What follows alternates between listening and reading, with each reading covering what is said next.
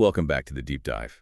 This is the place where we take those complex topics, we look at all the source material you send our way, and we get straight to the knowledge that really matters. We know your time is valuable. It is. So our mission is pretty simple. We're here to give you that comprehensive shortcut, the one that helps you become genuinely well-informed on a topic.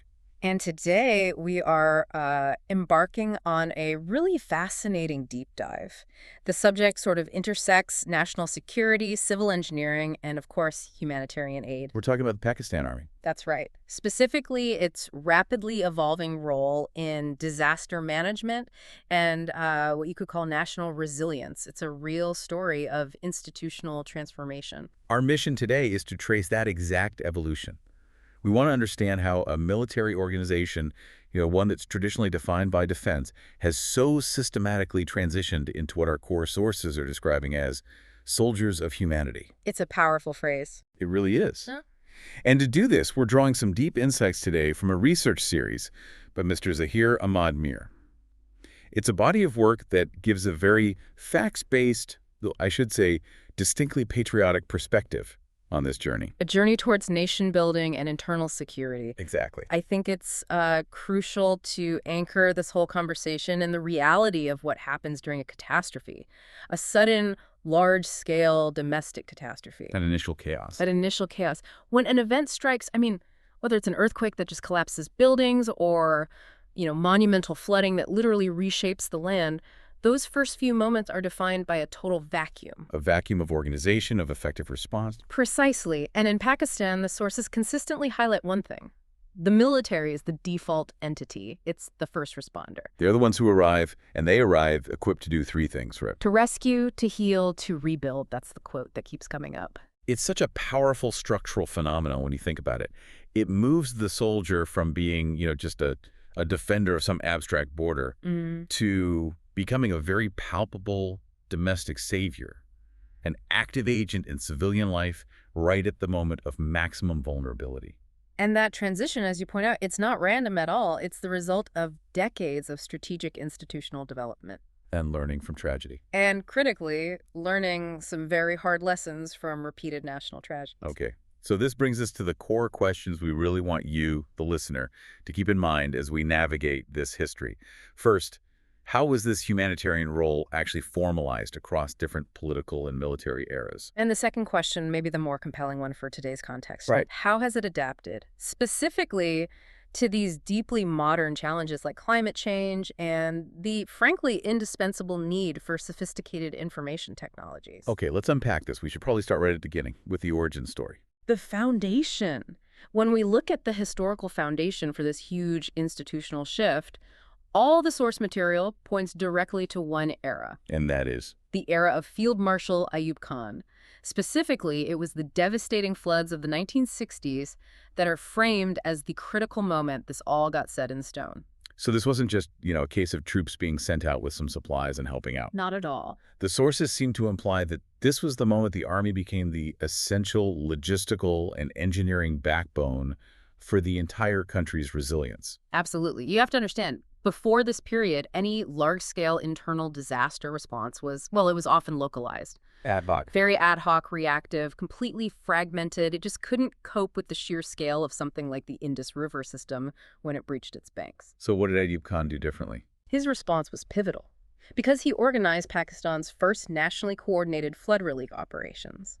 This move, almost by necessity, established the Army as the only organized entity that was capable of mobilizing resources across vast distances and doing it quickly. That word necessity is what fascinates me here. What did that initial coordination actually look like on the ground? Because I'm imagining trying to manage flood relief in the 1960s, without modern comms, without advanced satellite mapping. Yeah. It must have been a monumental logistical challenge. A nightmare. So what specific details do the sources give us about what they were actually doing? The sources really emphasize one thing. Putting military engineering capacity directly and immediately into public service. They weren't just, carrying civilians out of harm's way. They were fixing the country. They were fixing the physical mechanisms of the country. One of the primary tasks that's highlighted over and over was the swift intervention by Army engineers to construct protective embankments. Okay, let's break that down. Building embankments, especially when you're under the pressure of rapidly rising water, that is not a minor task. Far from it. It demands substantial heavy machinery, very precise coordination of manpower, and the ability to source and move materials. We're talking sandbags, earth, stone, on a truly national scale. And often in locations that are already semi-inaccessible because of the flooding itself. Precisely. So what we're talking about here is military-grade planning being used for civilian protection. The rapid mobilization capability of the military allowed them to deploy entire engineering battalions much faster than any civilian agency could have ever hoped to manage. Does this set the precedent? It absolutely set the precedent. Yeah. When critical engineering needs arise under extreme time pressure, the lesson learned was that only the military has the immediate assets and the chain of command to execute. And the consequences of failing to do that were, well, complete isolation for entire communities. Yeah.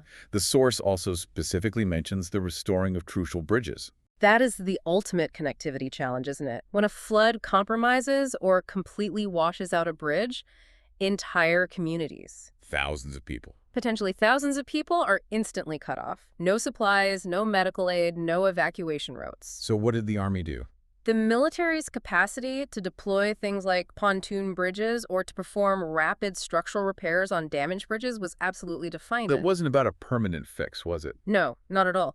It was about restoring crucial connectivity immediately, just to keep that aid lifeline open. This was a very physical, very visible demonstration of the Army maintaining the essential arteries of the nation. And all of this engineering work had to happen at the same time as the human level work. Evacuation is mentioned. How did they handle that challenge, managing huge distressed populations in such a chaotic environment? It comes down to two things: discipline and trust. The source notes the direct, systematic evacuation of affected families. And that required more than just trucks. Oh, much more. It required not only transport assets, trucks, boats, some early helicopters, but also the disciplined presence of personnel who could manage scared, disoriented people under incredible duress. And the uniform itself becomes a symbol. It does. The uniform, by this point, began to embody a form of organized, decisive action in the face of absolute chaos. So if we synthesize this first segment, this Ayub Khan era, it really established much more than just a precedent for handing out aid. Much more. It formalized the idea that the Army's unique assets, its highly trained people, its massive logistical chain, its heavy engineering equipment, were actually national resources. National resources dedicated to maintaining essential national infrastructure during a crisis. That's the key takeaway from this era, isn't it? That is the key insight, yes. Yes. Those coordinated operations set the foundation. They define the Army's role not just in defense against an external enemy, but in maintaining internal resilience. It institutionalized the whole concept. It did. It institutionalized the idea that the military's capacity for rapid mobilization and organized engineering was integral to protecting its own populace. It provided the very first solid blueprint for all future civilian support missions. It basically normalized military leadership when domestic disaster strikes. Perfectly put. So, moving forward in time, we shift from that foundational sort of infrastructure-heavy response that was established by Ayub, and we move toward a different kind of challenge under General Zia-ul-Haq. The focus becomes formal logistical and medical readiness. Right. This feels like a strategic shift. It's evolving from merely reacting well to structurally anticipating crises before they even happen. And what's fascinating here is precisely that. The institutionalization of readiness. General Zia-ul-Haq, according to the sources, he recognized that just having engineers ready for the next flood, that wasn't enough. The threats were more diverse. Yeah. The threats were incredibly diverse: earthquakes, epidemics, mass casualties, and they all demanded specialization. So he significantly expanded the Army's preparedness capabilities to be truly multi-hazard. How was that expansion realized? I mean, when we talk about specialized corps development, what concrete changes were actually made to the military structure during this time? This is where the training becomes deeply specialized. We see the formal training of special engineering corps specifically for crisis response. And that's different from regular combat engineering. Very different. It's a critical distinction. A regular combat engineer focuses on battlefield tasks, constructing fortifications, laying mines, or destroying enemy defenses. Okay, let's really unpack that difference then. If your standard combat engineer is trained for demolitions and building bunkers, what is a specialized crisis engineer trained to do? The crisis engineer is trained in immediate civilian support functions. We're talking search and rescue in structurally compromised buildings. Urban search and rescue. Exactly. The rapid stabilization of damaged infrastructure like dams or power plants, and, crucially, the ability to operate very specific heavy rescue equipment in difficult, non-combat environments. So their whole focus shifts. Their focus shifts completely from opposing a tactical enemy to saving trapped civilians and ensuring structural integrity under immense duress. And this required entirely new doctrine and new equipment, all specific to civilian rescue. And you can't have specialized engineering rescue without the medical side of it. Hand in hand with that came medical readiness. Right. Earthquakes, for example, they generate mass trauma events. Yeah. That requires a very different scale of response than, say, a localized flood. Exactly. And the source details the development of specialized medical battalions. These were trained explicitly to handle large-scale events like earthquakes, mass casualty incidents, and even epidemics. So this formalized preparedness meant the Army could do what exactly? Set up hospitals in the field. It meant they could deploy mobile, fully equipped field hospitals that were capable of complex triage and even surgery in very remote areas. So again, this wasn't just standard medical support for troops. No, this is on a whole other level. It implies a capacity to handle huge volumes of civilian trauma and to implement sophisticated public health measures immediately. What sort of public health measures? Well, they were trained in mass triage protocols, for one, but also epidemic control measures, setting up clean water and sanitation supplies. To prevent the secondary crisis. Exactly, to prevent that secondary public health crisis like cholera after the initial disaster has subsided.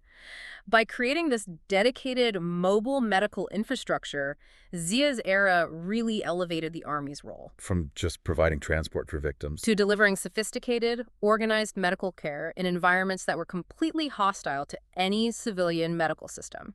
It effectively made the military a comprehensive national public health asset during a crisis. And when you embed that kind of readiness into the military's permanent structure, when it becomes part of the daily training and the organizational charts, it must also solidify a very specific moral and cultural framework for the troops who are deployed.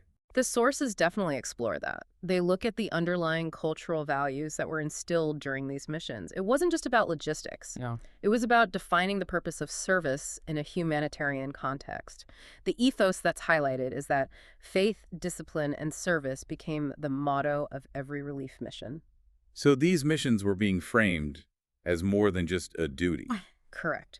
They were consciously framed not just as a required military duty, but as a deep moral imperative. And that, in turn, reinforced public faith in the institution. That dual approach seems incredibly effective. You have the professional specialization on one hand, and then you combine it with this strong moral directive on the other. It's the genius of this era's institutionalization, really. It connects the infrastructure capability that was built in Ayub's time with a new, ready, highly specialized human response. It feels like a critical maturation point. It is. The nation basically acknowledged that crises are endemic, they're going to happen, and relying on ad hoc responses was just not sufficient anymore. So Zia's era formalized that realization. Yes, by creating these specialized, dedicated battalions that were ready to go at a moment's notice, it transformed the entire approach from a reactive stance, which relied on a kind of military generalist, to a proactive stance, rely on a highly specialized crisis manager. Precisely. And that institutional structure was absolutely key because the next major test the country would face would be unlike anything anyone had seen before. And that ultimate defining test, according to all the source material, came during the Musharraf era. The 2005 Kashmir earthquake. It was a moment of sudden, overwhelming crisis that pressure-tested everything that had been built since the 1960s, and just as importantly, it drew sustained global attention.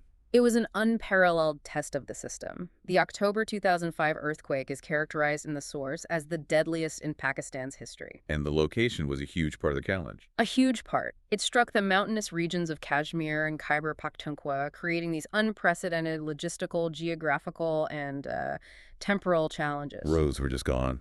Roads gone, communication lines severed, and all the rescue work had to be conducted at high altitude, often against a ticking clock imposed by the approaching Himalayan winter. What's truly striking, though, when you read the accounts in the source material, is the sheer immediate speed of the mobilization. We're talking about a disaster of almost unimaginable scale, yet the source stresses the immediacy of the Army's response. The focus is squarely on immediate action. The mobilization timeline that's cited is within hours. Within hours. To achieve that level of rapid response after a disaster that shattered infrastructure across such difficult terrain that required the discipline and the operational framework that was established back in the Zia era. And crucially, it wasn't just ground troops. No, that's a key point. They didn't just send ground troops, they went airborne immediately. This airborne element must have been critical, especially given the remote, mountainous terrain of Kashmir. What sort of operational difficulties did the Army have to overcome to launch rescue and aid missions at that scale and speed? The difficulty was extreme.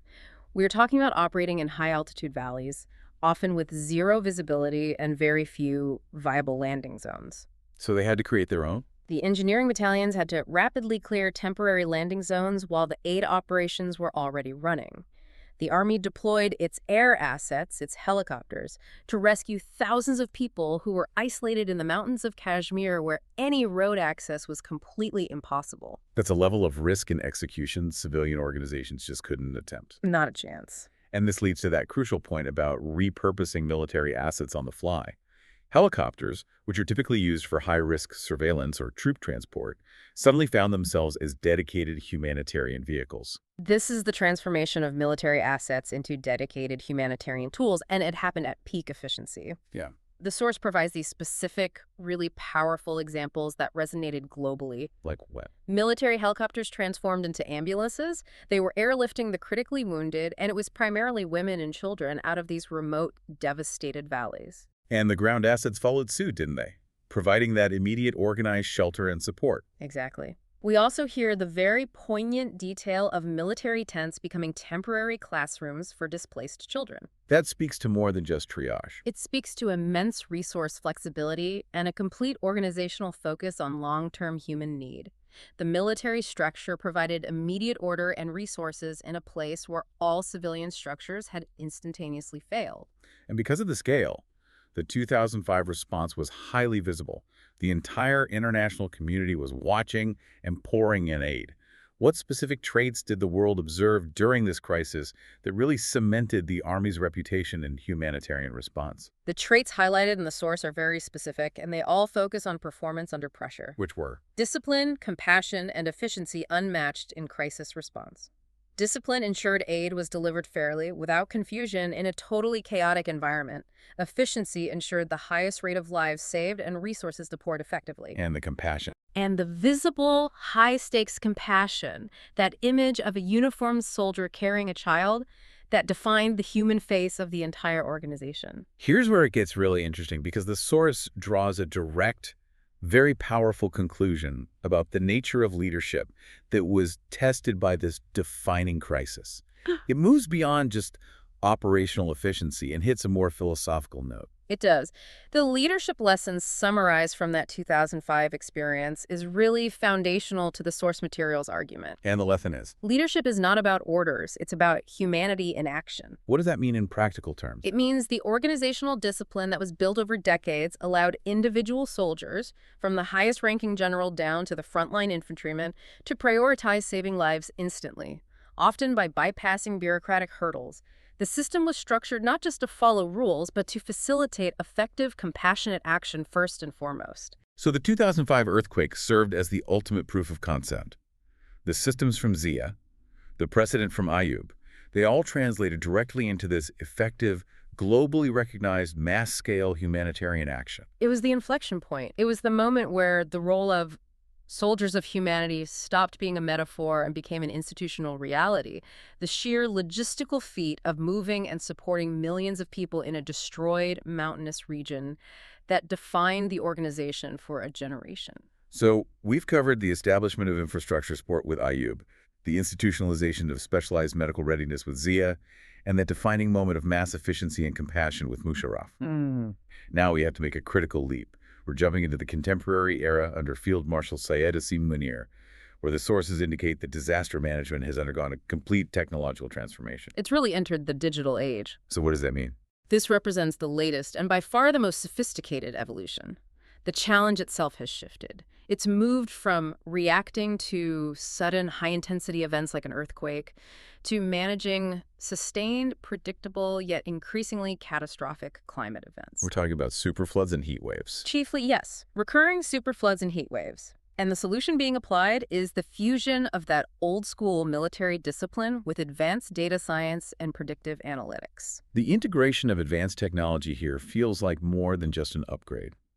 It feels like a philosophical shift, moving from a purely reactive rescue model to a proactive prevention and adaptation model. That's a perfect way to put it. What specifics do the sources give us about the new tools being deployed? The primary focus is all about maximizing predictive capacity.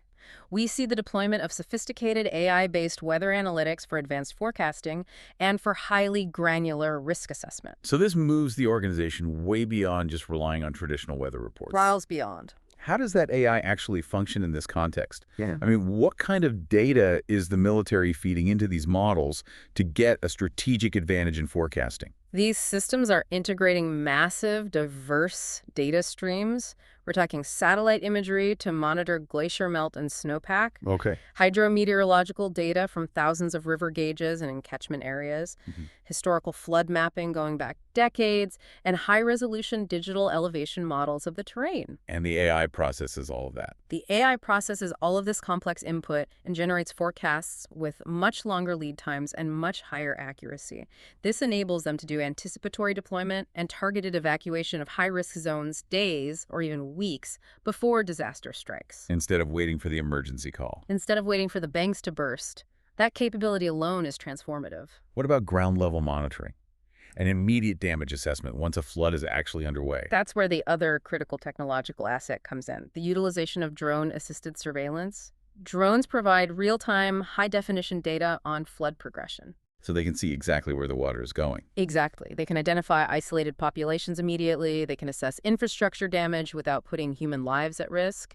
And they can map out the safest routes for supply drops or rescue missions. It just drastically improves the efficiency and the precision of relief efforts. And this whole push for modernization is clearly tied into a much bigger national strategic framework, one that aims to link security, the environment, and economic development. This is where the SIFC, the Special Investment Facilitation Council, comes into play. We should probably define its role in this context for our listeners. Yes, this is a vital connection to make. SIFC is the Special Investment Facilitation Council. It's a high-powered, state-backed body that was established to streamline foreign direct investment, or FDI, and accelerate key economic projects. And the military is heavily involved. The military's inclusion, and in fact its leadership role in driving certain SIFC initiatives like green resilience, shows a fundamental strategic realization that environmental stability and climate resilience are now completely inseparable from economic security and national defense. So the military isn't just responding to environmental damage anymore. It's actively guiding national investment strategies to prevent future economic harm from climate events. Precisely. The Green Resilience Initiative serves as the strategic blueprint for national preparedness. It frames the climate challenge as a security challenge, one that requires state-level economic mobilization. And the Army, with its unique organizational strength and logistical capacity, is positioned to lead the execution of these massive national-level adaptation projects. This shifts the mandate so far beyond immediate rescue. We're now talking about long-term recovery and environmental adaptation. The Army is now actively fighting systemic climate challenges. It's moved from being an emergency aid provider to being a national ecological partner. That's a huge shift. It is. The source highlights the expansive scope of the Army's current operations. This includes long-term recovery and environmental remediation efforts. We're talking everything from rebuilding climate-resilient homes to restoring large-scale agricultural crops. So it's about protecting core national assets. It's about protecting things like agricultural stability and food security because there's a recognition that climate disasters often strike hardest at the economic bedrock of the nation. So the lesson from this modern era, this fusion of high-tech capability and comprehensive national strategy, it's an evolution of those previous mottos we talked about. It is. The contemporary mandate, as synthesized by the sources, is comprehensive. It reflects the three pillars of modern disaster management. And those are? Disaster management today means data, discipline, and compassion. Discipline is still the unshakable foundation. Compassion still provides the humanitarian mission, but data is now the essential engine that drives the efficiency, the prediction, and the successful execution of these long-term climate adaptation strategies. So the Army is constantly modernizing its own definition of national defense. It has to. And that definition now fully encompasses environmental security and economic stability. This chronological structure really does provide an exceptionally clear view of institutional learning. Let's take a moment just to synthesize this, to do comparative reflection. Good idea. We can reinforce these distinct contributions for the learner, because what we're really charting is the evolution of a single, unified national mission. If we connect this to the bigger picture, what really emerges is a deliberate, multi-generational progression of institutional capability. And it's driven by the learning cycles of national tragedy. So we can lay out a pretty concise timeline. I think we can, one that highlights the distinct contribution of each leader or era based on the source material. It shows this continuous process of refinement. Okay, let's detail that progression clearly, starting right at the beginning. We start with Ayub Khan in the 1960s. His foundational contribution was focused on first coordinated flood relief and critical infrastructure repair. He's the one who established the essential precedent for using the military's heavy engineering assets at home to keep the nation viable during a crisis. Okay. Next up, General Zia-ul-Haq. His focus shifted. It was all about preparedness, specialized training, and mobile medical response. This was that crucial era of institutionalizing readiness, creating dedicated corps, dedicated medical battalions, and anticipating diverse threats beyond just floods. Then we have General Musharraf. That era was fundamentally defined by one event, the 2005 earthquake and the resulting global recognition. It was the crucible. It's where all the systems that had been developed were pressure tested and proven to be effective, demonstrating that incredible efficiency and deep compassion on a mass scale. And finally, that brings us to today, with Field Marshal Syed Asim Munir. And the current focus is all on AI-based climate management and digital modernization. It's about tackling long-term resilience by blending data science with national economic strategy through things like the SIFC's Green Resilience Initiative. What's remarkable is that the disasters themselves change. They do. Floods give way to earthquakes, and now we face the systemic threat of climate change. But the sources argue that the core operational mission has remained singular throughout. Saving lives and rebuilding hope. Exactly. The institution internalized the crisis cycle. It learned hard lessons from each event to build an increasingly robust and adaptive national structure for whatever comes next. Let's maybe address the elephant in the room here regarding the sheer organizational necessity of this structure. Why is it always the military that's able to maintain this capability over decades when other civilian departments might struggle? I think that connects directly to the military's inherent organizational advantages. You have a rigid, centralized chain of command that can bypass bureaucratic inertia. And budget.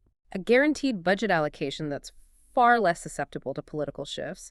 And of course, a pervasive, immediate logistical network that spans the entire country. So these attributes make it the only game in town. They make it the only entity capable of sustained, large-scale, highly disciplined mobilization, both back in 1965 and today in 2025. It's a structural necessity for maintaining order when all other systems collapse. And this sustained commitment, it must have a comprehensive social impact that goes way beyond just physical reconstruction. The source material reflects on a legacy that transcends engineering and logistics. Oh, absolutely. The comprehensive legacy that's explored is all the non-physical capital they've accrued over the years. The idea is that the Army built not only roads and homes, but it also built trust, faith, and unity across the nation. How so? Well, when a single, disciplined, reliable force is consistently the most effective savior in moments of profound national vulnerability, it naturally becomes a vital source of national cohesion and reassurance. It's about the trust. The fostering of that trust, that sense that someone will always arrive with discipline and with resources, is arguably just as important as the physical infrastructure they restore. So this institutional legacy is really the bridge between those historical examples we discussed and the modern application of AI and climate modeling. It is. It demonstrates that the investment in readiness has returned these immense social dividends over time. It does, and it really underscores the source's central narrative, that the military's internal role has become synonymous with national resilience itself. The continuous learning process, which is evidenced by that transition from 1960s embankments to 2025 AI flood prediction, It ensures that this institution remains constantly relevant to the nation's most pressing internal needs. So after all that, what does this entire multi-decade story mean for you, the listener?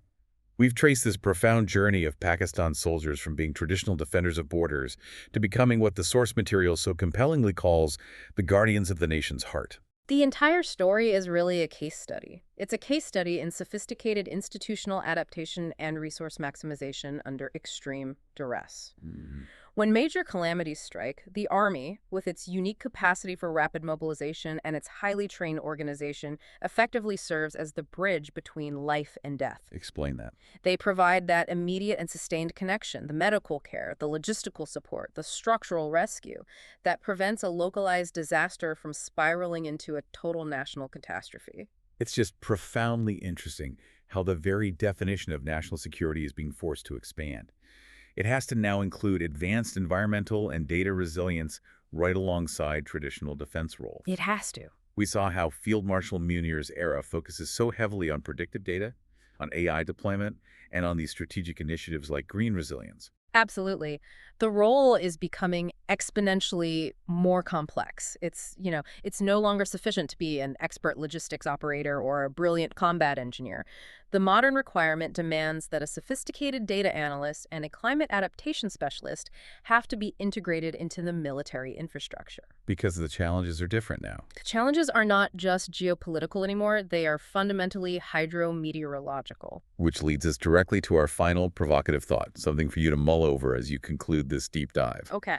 Given that the Army's future role is increasingly reliant on AI, on data integration, on these high-tech climate initiatives, a necessity the source material clearly emphasizes, how might the Army's own composition and skill set evolve further in the next decade? That's a structural question, isn't it? Will the demands of these national resilience operations elevate specialized data analysts, AI experts, and climate engineers to positions of strategic influence? And what would that mean for the traditional hierarchy? Right. Will their proportional importance within the military hierarchy come to rival or even potentially supersede that of traditional combat or infantry personnel? It suggests a complete and, frankly, compelling rethinking of what even constitutes essential military skills. And national security itself. And national security itself in a world that's going to be increasingly defined by the ongoing climate crisis. That is the central strategic challenge for the future. Food for thought indeed.